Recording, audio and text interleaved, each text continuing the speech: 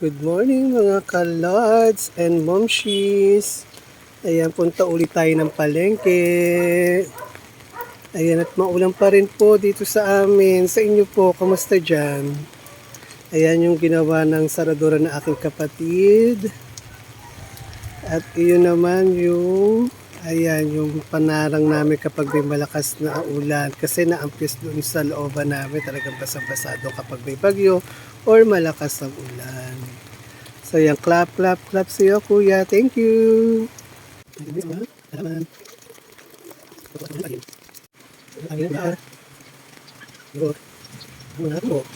Yan po, the rain goes on.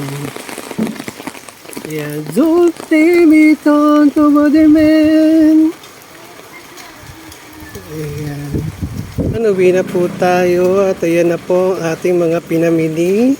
So, sobrang mahal ng gulay po talaga. Alam niyo po ba na yung isang kamatis na yon, isang sibuyas at miswa ay halagang 23 pesos na po.